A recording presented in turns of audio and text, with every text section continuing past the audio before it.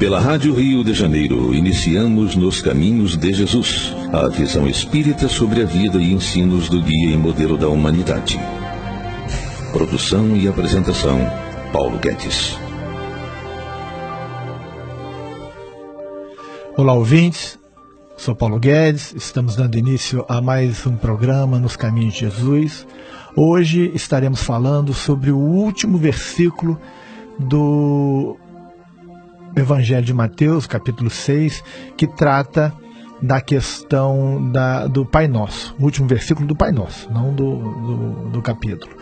É onde Jesus faz aquele encerramento. E não nos deixeis cair em tentação, mas livrai-nos do mal, porque teu é o reino, e o poder, e a glória para todos sempre.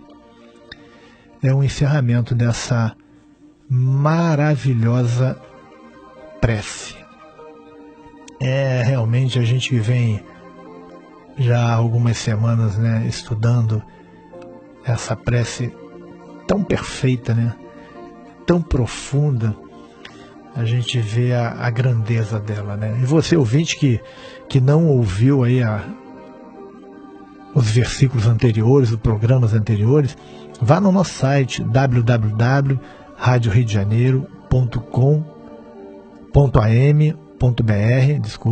e veja os programas anteriores para que você possa realmente compreender esse nosso estudo, referente à prece.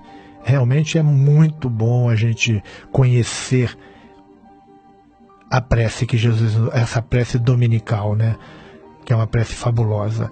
Quando a gente começa a estudar versículo por versículo, entendimento, para entender aonde Jesus queria que nós chegássemos com o nosso sentimento, a gente vê a grandeza cada vez mais dessa prece. E vamos, então, estudar aí esse último versículo, que é o versículo 13 do capítulo 6. Esse pedido, gente, deveria entender-se como não nos dê a entender, não nos deixe de alguma forma entender essa questão da tentação, mergulhar na tentação, Aí tem uma passagem de Paulo na primeira carta aos Coríntios, capítulo 10, versículo 13, que diz o seguinte: não veio sobre vós tentação, senão humana, mas fiel é Deus, que não vos deixará tentar acima do que podeis. Antes, com a tentação, dará também o escape, para que possais suportar.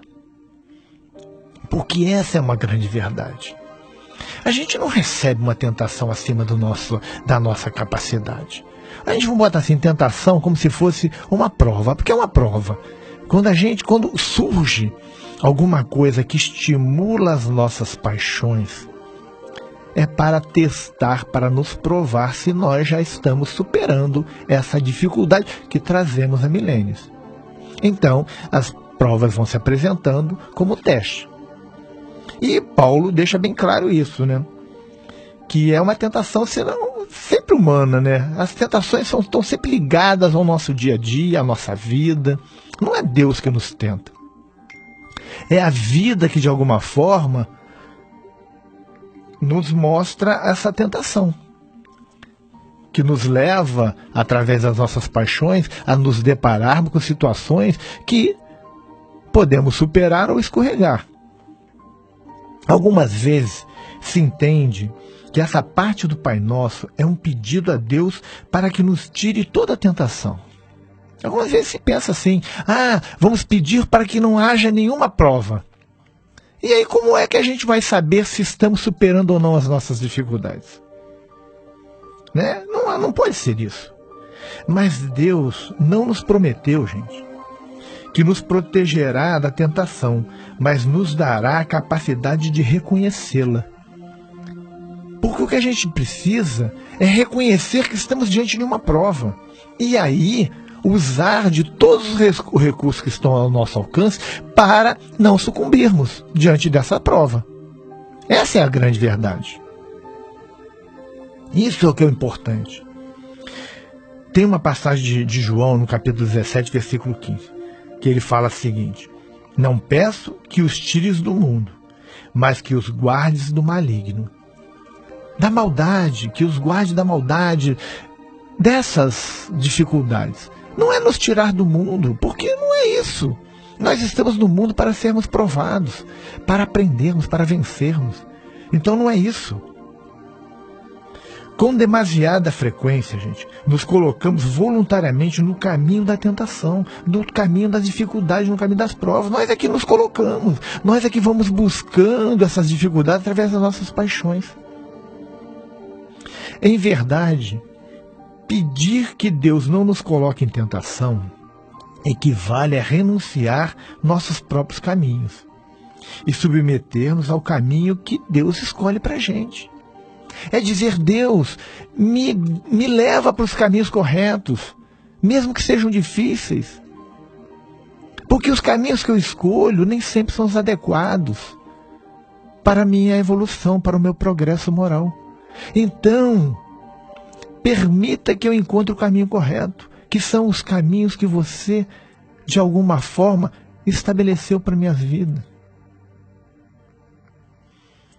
E a gente vai agora estudar o termo tentação, a palavra tentação, que é a palavra-chave desse versículo. É uma palavra que a gente encontra no grego, peirasmos, tentação e também prova, aflição. Vê, prova. Não nos deixeis cair nas provas, né? Cair diante das provas. Vamos ter sustentado para vencê-las. E na primeira carta, a primeira epístola de Pedro, no capítulo 4, versículo 12, ele diz o seguinte: Amados, não vos alarmeis com o incêndio que lavra entre vós, para a vossa reprovação, como se algo de estranho se vos estivesse acontecendo. Porque tudo o que está acontecendo é, de alguma forma, para o nosso aprendizado, para que a gente compreenda as nossas próprias deficiências e aí faça os esforços necessários para superar essas deficiências. É investir nos nossos pontos fracos e também investir naquilo que neutraliza os nossos pontos. Nos nossos pontos fortes e também investir naquilo que neutraliza os nossos pontos fracos. A gente precisa disso. O verbo que provém da mesma raiz se traduz como provar. Né? É nos colocar em prova. É para ver aonde já estamos, qual é o nosso alcance. João, no capítulo 6, versículo 6, ele fala o seguinte: ele falava assim para pô-lo à prova, porque sabia o que iria fazer. Jesus nos coloca à prova, gente.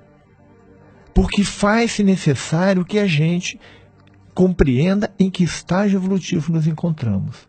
Quais são as nossas próprias dificuldades. Só vamos saber se já superamos ou não uma paixão quando estivermos diante dela. É assim. Essa sexta petição dessa prece da oração dominical é a sexta petição. Não nos deixeis cair em tentação. Há várias interpretações sobre essa ideia. A primeira, a tentação seria o apelo para cometer o pecado, cometer o erro. Em Tiago, no capítulo 1, versículo 13, na carta de Tiago, ficamos sabendo que Deus não tenta ninguém ao pecado. Tiago diz isso lá. Não é Deus que nos tenta. Portanto, Jesus certamente queria dizer: não nos dirijas de tal modo que nos vejamos em situações nas quais sejamos tentados. A gente não quer ir para situações, eu não quero, não me coloque em situações onde eu vou ser tentado. Assim sendo, a própria tentação não viria de Deus, mas as circunstâncias que conduzem à tentação poderiam vir da parte dele. Porque se a gente pensar que tudo na vida acontece sobre o conhecimento de Deus, então todas as circunstâncias na vida que nos levam à tentação, Deus sabe. E muitas vezes a gente pede: Deus, Senhor, meu Pai, me permite não chegar tanto às tentações, me permite avançar primeiro, me permite crescer moralmente para depois superar as dificuldades. Muitas vezes é isso. E essas tentações, gente, é uma espécie de prova. E ela, quando chega, a gente tem que estar estruturado. A gente tem que estar preocupado com orar e vigiar. A gente tem que estar fazendo a reforma íntima. Precisamos estar atentos a isso. Para quando, sim, as provas chegarem, as tentações chegarem, estejamos moralmente robustos, equilibrados, para que essas provas sejam vencidas. Senão a gente vai caindo pelo caminho. Senão a gente vai tropeçando. E não podemos tropeçar. Precisamos vencer. Precisamos caminhar de forma a superar cada vez mais as dificuldades que se apresentam. Segundo entendimento, né, dessa sexta petição, a tentação tem sentido de teste e não de solicitação ao pecado. Essa interpretação concorda com Paulo de Tarso, quando ele fala lá na primeira carta aos Coríntios, capítulo 10, versículo 13. Não vos sobreveio tentação que não fosse humana, mas Deus é fiel e não permitirá que sejais tentado além das vossas forças. Pelo contrário, juntamente com a tentação vos proverá o livramento, de sorte que possais suportar. Esse segundo entendimento tem muito a ver com isso, né? Desse entendimento que a gente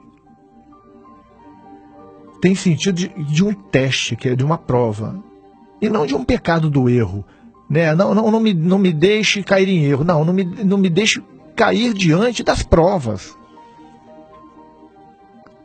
As provas estão aí para que a gente, de alguma forma, tente ultrapassá-las. Esse é o grande caminho.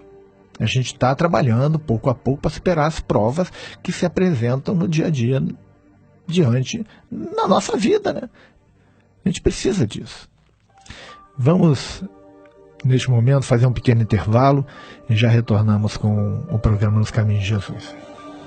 Estamos apresentando Nos Caminhos de Jesus, a vida e ensinos do guia e modelo da humanidade. Apresentação, Paulo Guedes. Estamos de volta, ouvintes. Vamos dar continuidade aí ao nosso estudo. Estamos falando sobre o último versículo da prece dominical, que é o Pai Nosso. A gente vem estudando aí semanalmente e hoje nós estamos fazendo o encerramento, que é quando Jesus está falando lá: não nos deixeis cair em tentação, mas livrai-nos do mal. A terceira, o entendimento. A outra interpretação vinculada à ideia anterior, o senso de culpa devido às dívidas. A petição, portanto, seria: não nos deixeis cair em tentações intensas, ou seja, no sentido de culpa, acusadas pelo pecado que temos cometido. O que a gente está pedindo nesse entendimento seria: divide aí a minha dívida, não me cobra tudo de uma vez só. A intensidade da cobrança eu posso não suportar. É o empurrar a dívida um pouquinho mais para frente. Essa interpretação, ela evita os problemas mais dificilmente indica o que Jesus ensina aqui. Jesus não está, nesse momento, ele não está falando sobre isso, né? É uma interpretação que se usa, né? Que seria o rolar a dívida, né? Como se fala popularmente, né?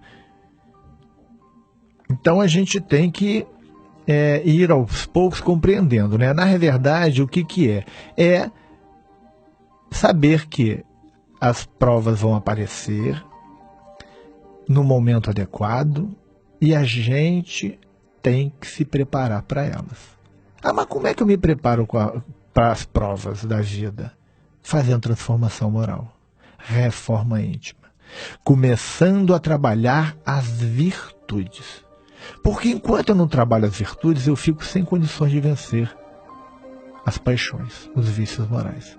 A virtude é o antídoto para o vício. Então vamos trabalhar em primeiro lugar, em primeiro plano, as virtudes.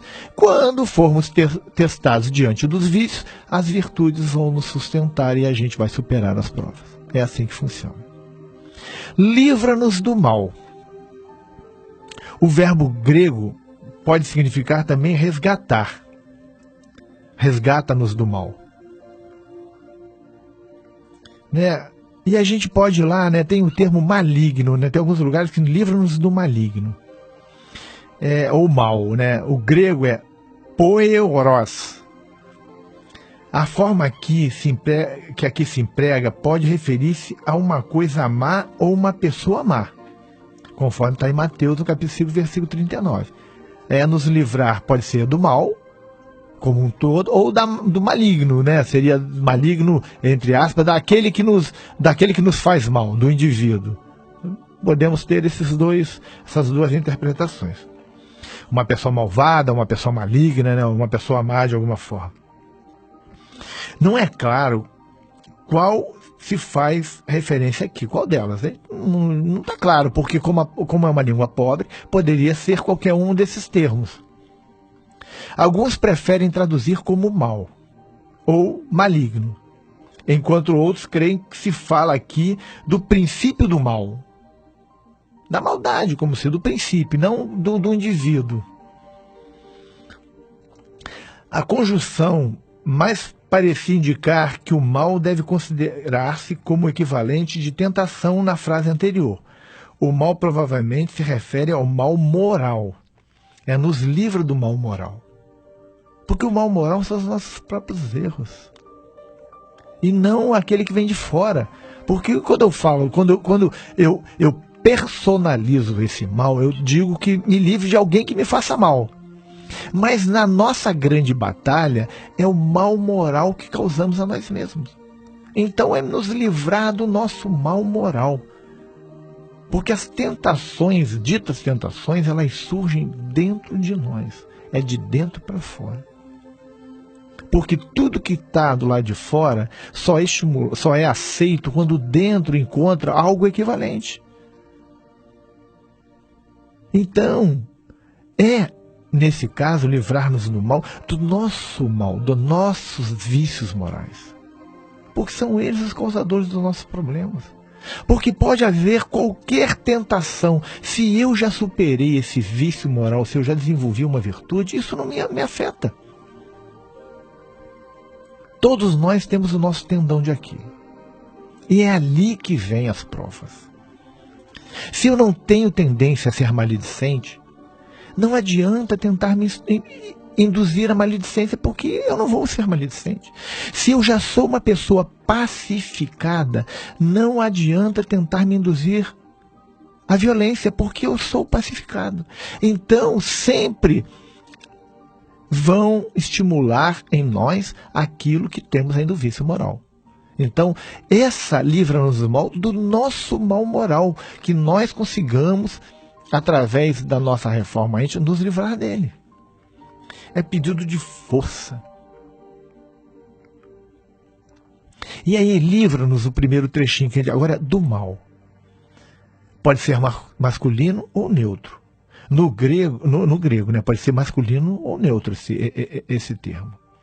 E por isso pode significar o mal de modo geral, tentações de diversos tipos, mais condições de vida, sofrimentos várias coisas.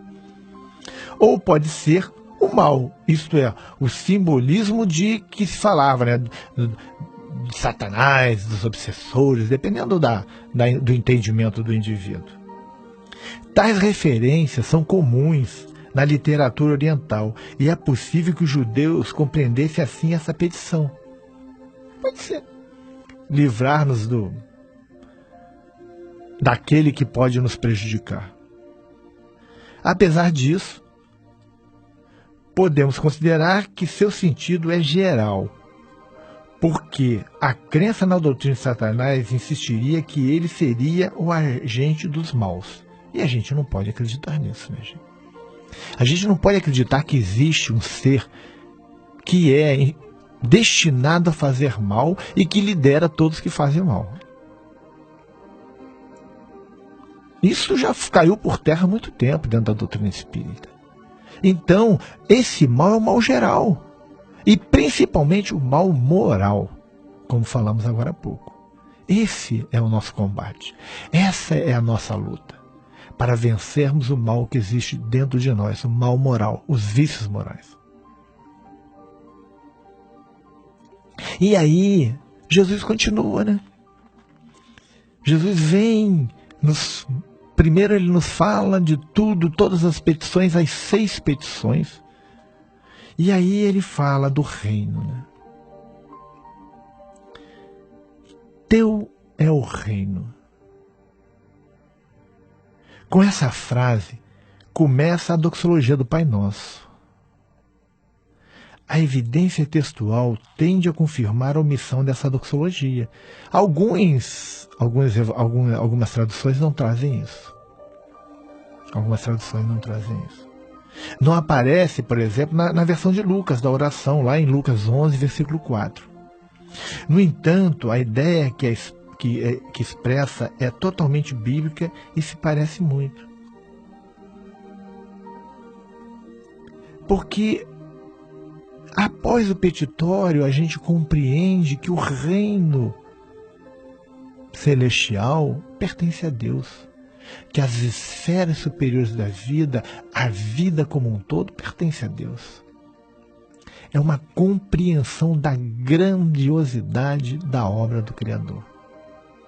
Teu é o reino. Teu é o reino do amor. Teu é o mundo em que vivemos.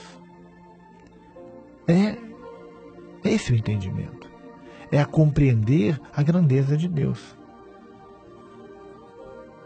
E aí, nós vamos chegar à última frase, né, que é o amém. Ou assim seja, se quiserem traduzir. Lá em Mateus 5,18, a gente encontra a utilização muito do amém. Introduzido por amém. E a gente encontra também no Salmo 41,14, encontra em Romanos, no 1,25. São algumas dessas afirmações. Assim seja, é o assim seja. Jesus salienta sua autoridade. Lá em João 1, versículo 51. Assim seja, ele salienta a sua própria autoridade. Grego amém, do hebraico significa firme, estabelecido, seguro. Segundo o sentido hebraico, o amém significa uma resposta confirmatória e enfática ao que diz outra pessoa. É você confirmando algo que alguém disse, de forma enfática. A gente encontra isso em Números, capítulo 5, versículo 22, Deuteronômio, capítulo 27, versículo 15 e a 16. E algumas outras passagens do Velho Testamento também vamos encontrar. Dá o mesmo sentido no Novo Testamento, dessa confirmação enfática. Em 1 Coríntios, capítulo 14, versículo 16, emprega-se o amém na frequência do Novo Testamento ao fim de uma doxologia, ao fim de uma frase. Romanos, capítulo 1, versículo 25 e Gálatas, capítulo 1, versículo 5. Mas é peculiar de Jesus a forma como usa o amém para confirmar o que ele mesmo diz e para dar-lhe mais ênfase. Jesus, ele confirma as próprias frases. É muito interessante isso, né? Jesus, ele fala isso. Ele começa muitas de suas expressões dizendo: em verdade vos digo. Lá em Mateus, no capítulo 6, versículo 2, versículo 5, versículo 16, a gente encontra essa afirmação: em verdade vos digo. Ou como aparece no Evangelho de João, no capítulo 25. Aparece 25 vezes, desculpa. Em verdade te digo. Que aí sim, está no João, no capítulo 3, versículo 3, 5 e 11. São maneiras muito parecidas de falar, mas é Jesus confirmando aquilo mesmo que ele diz. E ele termina a oração com essa confirmação, dizendo que tudo aquilo que foi dito é verdade, tudo aquilo que foi dito é confirmado com ênfase. Tudo que eu te disse, Senhor, eu confirmo, eu dou ênfase. É isso. E vamos fazer essa oração com muito sentimento, lembrando de Jesus nesse momento, trazendo Ele para dentro dos nossos corações. Aí a nossa oração alcançará as esferas muito superiores. Estamos encerrando por aqui o nosso programa de hoje e estaremos semana que vem com mais um programa Nos Caminhos de Jesus. Fiquem todos em paz. A Rádio Rio de Janeiro apresentou Nos Caminhos de Jesus, a visão espírita sobre o guia e modelo da humanidade. Produção e apresentação, Paulo Guedes.